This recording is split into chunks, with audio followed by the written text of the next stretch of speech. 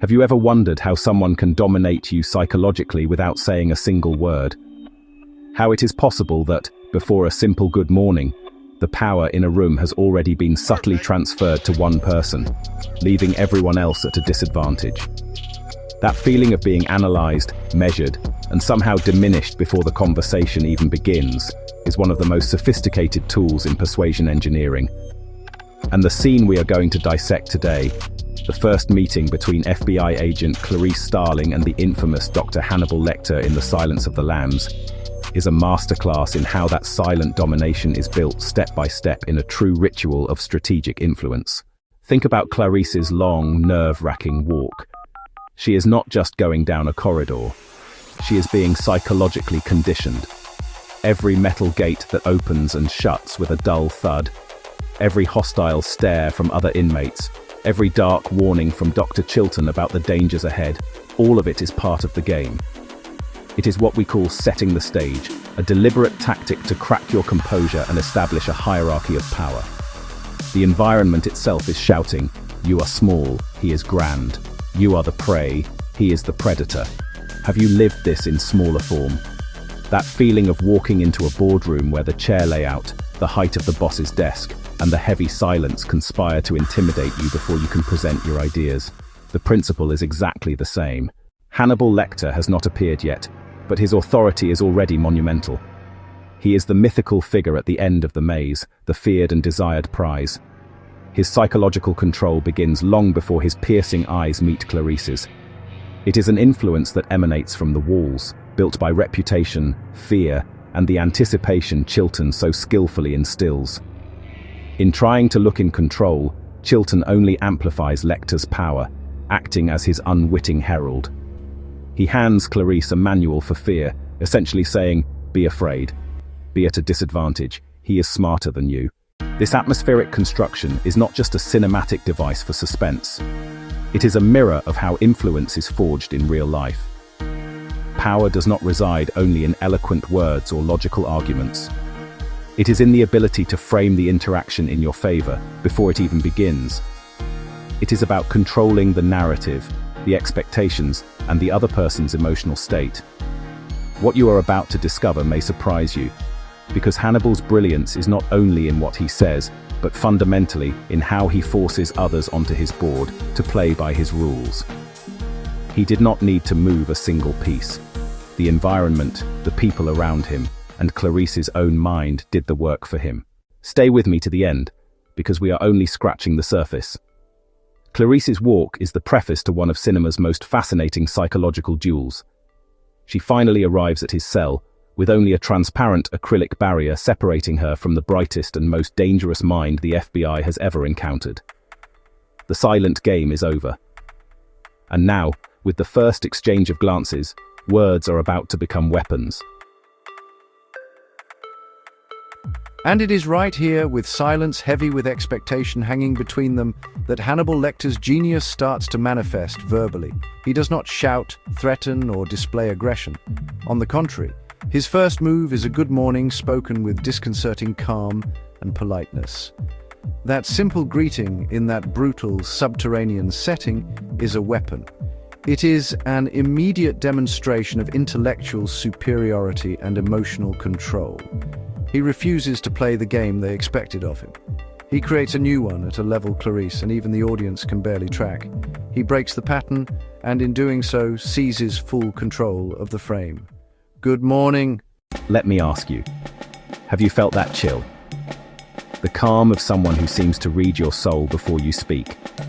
The sense that the other person is so in control that their silence is more intimidating than any shout.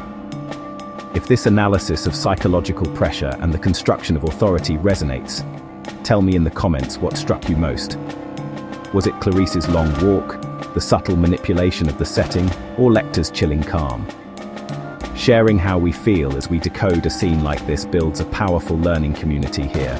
And if you, like me, believe that understanding these nuances of applied psychology and strategic influence is a fundamental life tool, your like is the green light we need to know we are on the right path.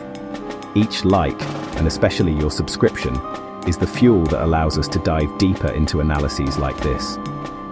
Your participation is what makes this channel grow and reach more people who, like us, are fascinated by persuasion engineering and want to use it for good, to protect themselves, and to navigate a complex world with more intelligence and confidence. Thank you for strengthening this community. Now, back to that cell, because Clarice's response to that unsettling calm is what will define the first round of this epic clash. She hands over the questionnaire, trying to maintain a professional posture, but Hannibal ignores it. He is not interested in the FBI's script. He is interested in her. And here he casts his first real bait, the offer that becomes the pillar of their entire relationship and one of the oldest and most effective negotiation tactics there is. One of the oldest and most effective negotiation tactics, which he elevates to macabre art. He leans in slightly and delivers the words that define their dynamic, quid pro quo. I tell you things, you tell me things. Simple, direct, absolutely brilliant. In that instant, the balance of power does not merely tilt, it flips. Clarice arrived as an interrogator representing the authority of the FBI, but with 5 words, Hannibal transforms her into a trading partner who must pay a price for each insight. He is no longer being interrogated, he is running an exclusive consultancy, and payment is not in money. What makes this move so powerful is the currency he demands. He does not want state secrets. He wants Clarice's hidden truths. He wants memories, traumas, pain. He turns the hunt for a killer into an intimate, dangerous journey into the backstage of her soul. This is a crucial mindset shift. By forcing Clarice to surrender vulnerability in exchange for information, Lecter ensures 2 things. First, he controls the pace and flow of the conversation, releasing clues at whatever speed suits him. Second, and more important, he gains direct access to the instruction manual of her psyche.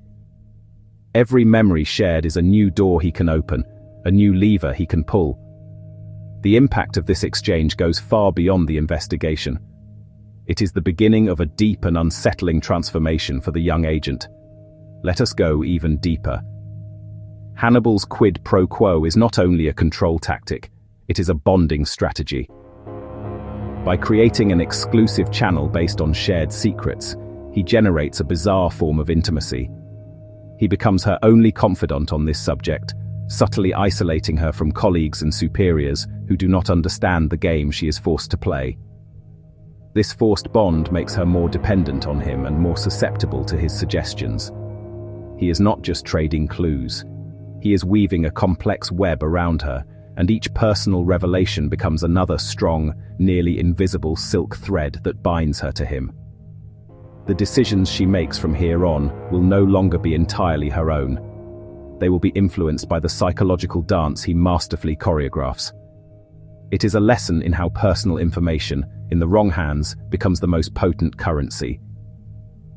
If you see the devastating power behind this apparently simple exchange, type in the comments, quid pro quo. He set the rules and the currency. The real question is, what will be the impact of the first payment Clarice is about to make, however reluctantly? The impact is immediate, precise, and absolutely devastating. As soon as Clarice makes her first concession, Hannibal does not hand over a clue about Buffalo Bill. He turns into a cruel mirror and delivers one of the most brilliant and brutal cold reads ever filmed. He dismantles her piece by piece, not with violence but with observations. He notes the good bag, the cheap shoes, the perfume she uses to seem more sophisticated, and the killing blow, the trace of West Virginia accent she fights to hide. Each word is a dagger that pierces the professional armor she so carefully donned for this visit. He is not guessing. He is exposing the hidden truth of her journey, the ambition of the poor girl who dreams of escaping her past. This is not a conversation, it is a live psychological autopsy. The goal is not to help, it is to destabilize. It is the first psychological wound, opened with scalpel precision to see how she reacts to pain. By exposing Clarice's deepest insecurities, Hannibal tests her resilience while placing her in a position of total submission. He communicates beyond doubt, "I see you." Not the FBI agent, but the frightened little girl behind the facade. This direct attack on her identity has a profound impact, forcing an instant mindset shift. All the defenses she prepared are useless because he is not attacking her training. He is attacking the essence of who she is. Let us go deeper. This technique of exposing vulnerabilities is a power tool that transcends fiction. It works because it attacks the core of our being, our desire to be accepted, and our fear of being seen as a fraud. When someone identifies and points to exactly what we strain to hide, that person gains enormous authority over our emotional state. Decisions made under that kind of pressure are almost always reactive, not strategic. Hannibal knows it. He is harvesting data, observing the backstage of her reactions to calibrate his next moves. Every tremor in her voice, every glance away, are revelations that feed his vast database on her. He hurt her in order to study her better, a fundamental step in his long, winding path of manipulation. If you have felt the weight of a look or a word that seemed to decode you completely, right, I know the feeling. He opened the first wound with surgical precision, but that near supernatural ability to see others' weaknesses does not come from nowhere. It is fueled by an even more vast and intimidating source of power. That source is his most formidable weapon, intellect. Hannibal Lecter does not need muscle when his mind is an arsenal.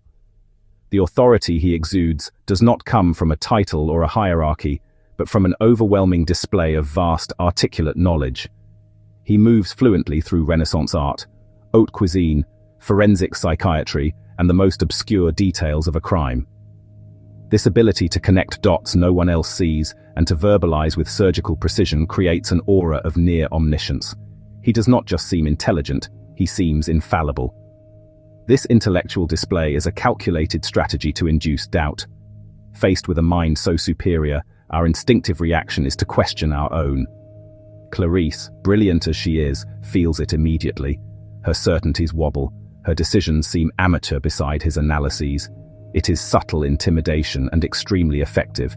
He uses culture like a club, deriding others' bad taste, not out of snobbery, but to reinforce the distance between his level and that of mere mortals. The mindset shift he imposes is devastating, making others feel small and inadequate, a crucial step toward accepting his leadership in the quest for revelations. Let us go deeper. Intellectual authority goes beyond simply knowing more. It is about controlling the narrative of reality. Hannibal does not merely present facts. He interprets, frames, and delivers them so that his conclusion appears to be the only logical outcome. He builds a cognitive labyrinth of which he is the sole architect and guide. In doing so, he forces everyone into his mental frame, to see the world and the case through his eyes.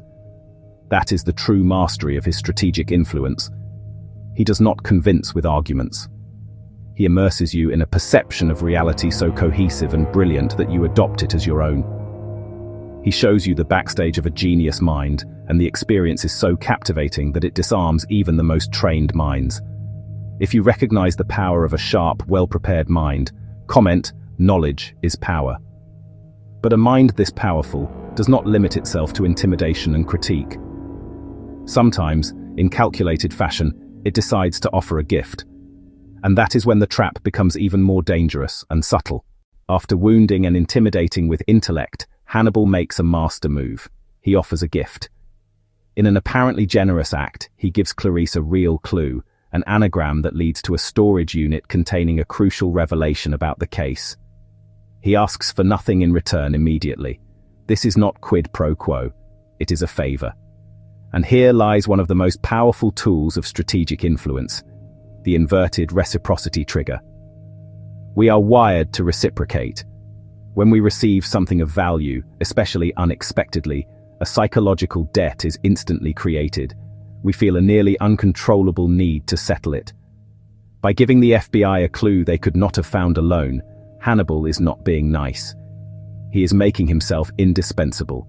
He demonstrates his value undeniably and strengthens his power position from inside his cell.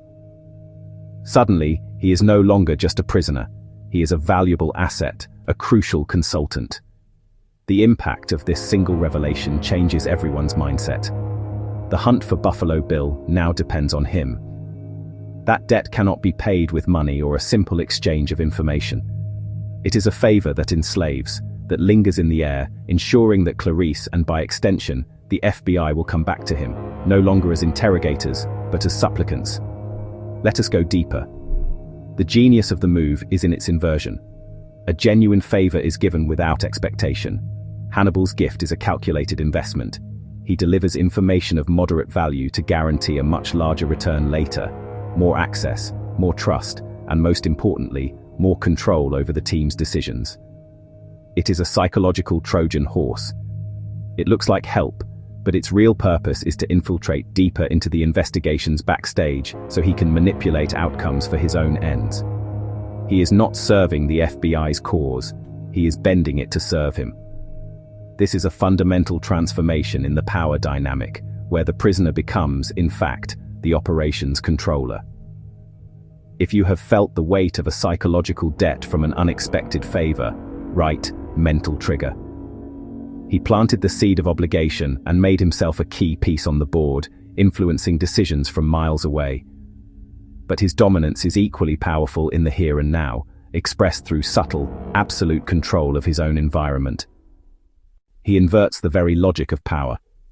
Hannibal is locked up, physically powerless, yet he dictates the rules of every interaction. Observe his posture. He sits perfectly upright, still, centered in his cell. While others fidget, gesture, and betray nerves, he is an anchor of calm and control. That stillness is a display of power.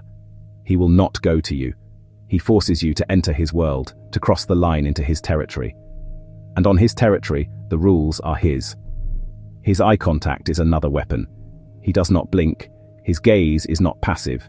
It is an instrument of analysis, a probe that seems to pierce defenses and read the hidden truth of your soul. That steady, unbroken look is profoundly destabilizing and reinforces his dominance. He is the analyst. You are the specimen. Then he uses silence. Hannibal's silence is a scalpel. In conversation, the vacuum is uncomfortable, and our natural tendency is to fill it, often by saying more than we should. Hannibal masters that art. He asks a question or makes a statement and simply waits. In that calculated silence, he transfers all the pressure to Clarice, who, feeling it, ends up revealing what she would not in a normal exchange. The impact is immense. He extracts valuable information effortlessly, simply by controlling the cadence of the conversation. It is a lesson that power often lies not in what is said, but in what is strategically left unsaid. Let us go deeper. What Hannibal creates is a psychological territory. The glass cell is only the physical stage. The real game takes place in a mental space he builds and defines with his presence, his gaze, and his pauses. Within that space, he is sovereign. He shows us that true power does not lie in freedom of movement, but in the ability to impose your mental structure on any situation, regardless of external constraints. He is king of his square meter. That mindset of dominion over one's space, turning a prison into a palace of power, is a key to understanding his influence on everyone around him, who see not a prisoner, but an unquestionable authority. If you understand that power is also in how we carry ourselves and in our self-control, comment, presence is power. He builds those invisible walls with posture and gaze, establishing himself as a superior, untouchable figure. But the true genius of a master influencer is knowing exactly when to selectively demolish those walls to create an unexpected and even more dangerous connection. That selective demolition is where his manipulation becomes masterful. After establishing an unbridgeable distance with authority and intellect, Hannibal, at key moments, does the unthinkable. He connects. He creates a false and dangerous intimacy. When the conversation dives into Clarice's personal journey, her memories and traumas, his posture changes. His tone softens. He subtly mirrors her body language and speech cadence. This technique, known as rapport, is one of the most powerful tools in communication psychology. By mirroring someone, we create a subconscious sense of familiarity and trust. We are essentially telling the other person's brain, "I am like you. I understand you." The impact on Clarice is profound. For the first time, she feels that someone is not just analyzing her, but truly listening. He creates the dangerous illusion that only he understands her, especially when contrasted with the FBI's cold bureaucracy. This selective connection is bait. He is not building a bridge for her well-being. He is building direct access to her best-guarded vulnerabilities. This false sense of safety encourages her to lower her guard and reveal what she would otherwise keep locked away. It is a subtle transformation in her mindset, shifting from cautious agent to reluctant confidant. Let us go deeper. Mirroring and rapport are not inherently malign. They are neutral tools used by therapists, good leaders and negotiators to create genuine empathy and understanding. What makes Hannibal's use so sinister is the intent behind it. He seeks to understand, not to help, but to control. He uses the language of empathy to disguise predation. He reveals the hidden truth that the line between connection and control can be frighteningly thin, depending entirely on the secrets in the heart of the person using it. If you believe connection is the most powerful bridge between people for good or for ill, comment, power of connection. He builds this dangerous bridge, a private, intimate alliance. But a true strategist knows that an alliance of two becomes stronger when united against a third. What if he could turn this you and I into a powerful we against them? That is exactly what he does. The answer is the common enemy tactic, one of the oldest and most effective influence strategies in human history.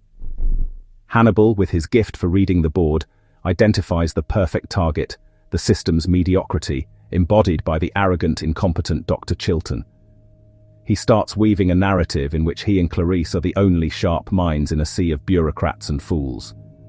He openly criticizes Chilton, mocks the FBI's slowness, and, in contrast, praises Clarice's intuition and courage. He creates a we, an exclusive club of superior intellects, against them, the men who cannot see the truth right in front of them. This maneuver is powerful because it exploits our tribal craving for belonging and validation. By placing her on his team, Hannibal not only wins her loyalty, he inflates her ego and reinforces her identity as someone special. The impact on Clarice's journey is immense. She, who has always fought for recognition, finally finds it in the most unlikely person. This secret alliance, founded on contempt for a shared enemy, strengthens their bond in a way simple info exchange never could. Every critique he makes of the system that echoes her own thoughts, every revelation about the backstage of power, cements this dangerous partnership. Let us go deeper. Creating a common enemy simplifies the world and channels emotion. By giving Clarice a clear target for her frustration, the same frustration he feels toward the world, Hannibal directs her energy away from him and aligns it with his goals. He shifts her mindset from me against a monster to we against incompetence. The hidden truth is that he is not allying with her. He is recruiting her. He turns her into a soldier in his private war against a world he despises.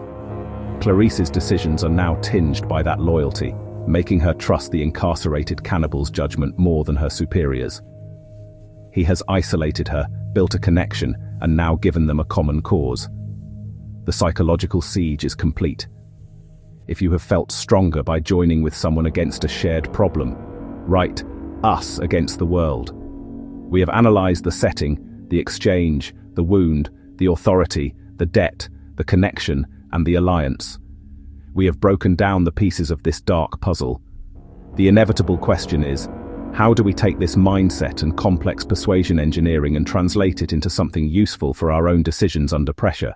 The answer is the true climax of our journey together. Now that you understand the game and have seen the mechanics of manipulation, it is time to use the rules in your favor. And let me be absolutely clear, the goal is not to create new monsters. It is to deconstruct a genius of influence to extract ethical principles of personal power. Not to manipulate, but to protect yourself, position yourself, and lead with unshakable confidence.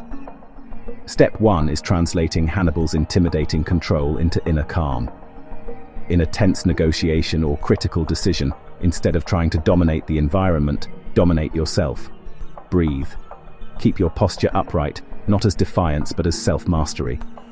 This serenity is contagious and gives you the mental clarity that pressure tries to steal. Second, turn cold reading into deep listening. Instead of hunting for vulnerabilities to exploit, listen to understand. What is the hidden truth behind the other person's words? What do they really need? Doing this is not weakness, it is a superpower. It lets you build bridges of empathy and find solutions that serve both sides instead of just forcing your will. Rather than using intellect as a weapon to diminish others, use it to ask better questions. Real authority comes not from having all the answers but from asking the questions that lead to revelations and guide the conversation toward productive ground. Let us go deeper. Seen through an ethical lens, these tactics reduce to one fundamental principle: control of framing. The biggest lesson of the Lecter mindset is the power to define the context and tone of an interaction. Instead of entering a conversation and reacting, you establish it. That means creating psychological safety even when discussing hard topics. It means presenting ideas so the other person feels intelligent for agreeing with you. It is the transformation of influence from domination to leadership. It is about guiding people through complex decisions, not dragging them. This is persuasion engineering applied to build, not to destroy. If you are ready to apply these insights and start this transformation in your own life, comment strategic mindset. Mastering these tools gives us control of the present, the ability to navigate high-pressure moments. But true power, the lasting legacy of well-applied influence, is how it echoes into the future, transforming not only outcomes, but the people shaped by the journey. That transformation is ultimately the true legacy of the Silence of the Lambs. Think about it. Hannibal Lecter's most impressive creation inside that story was not the chaos he caused, but the new Clarice Starling. Her journey alongside him, terrifying as it was, worked like a crucible. She entered as a promising yet naive agent and emerged as an operator forged in fire, stronger, more perceptive, brutally self-aware, and more attuned to the world. His impact on her was permanent. He forced her to confront the ghosts of her past, to face her hidden truth, not to destroy her, but because he knew her strength lay in the places she most feared. Every riddle, every psychological duel, every painful revelation was a lesson. He was the most terrible and, paradoxically, the most effective mentor. He did not give her answers. He taught her to ask the right questions. He did not save her. He forced her to find the tools to save herself. That is the dark beauty and irony of their story.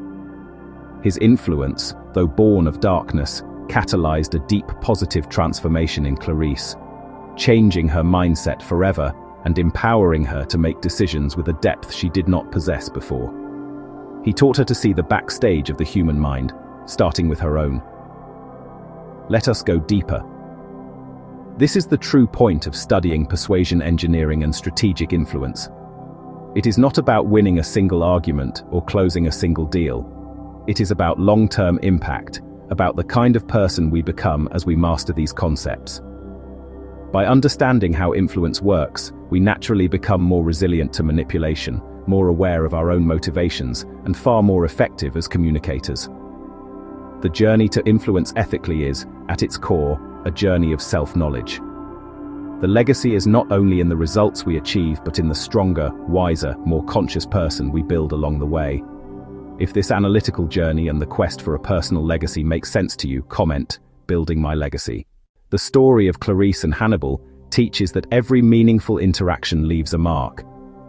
The final question I leave you is not whether you will be influenced by life, but how you will use each influence to actively build who you want to become. If you have reached this exact moment, you are not a passive spectator.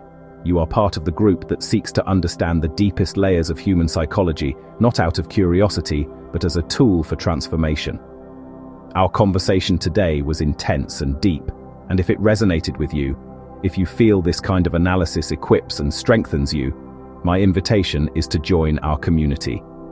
By subscribing, you signal that this journey makes sense, and you give me the fuel to keep bringing content that goes beyond the surface. So I know who the true strategists are who went all the way. Write in the comments, "I made it to the end." It will be amazing to see who followed every step of this build. And if this conversation moved you in any way, your like is the best way to register that connection. I truly hope this analysis was as revealing for you as it was for me while creating it. If you want to keep diving, there is a video on the screen that perfectly complements what we discussed today, exploring another angle of influence in critical decisions.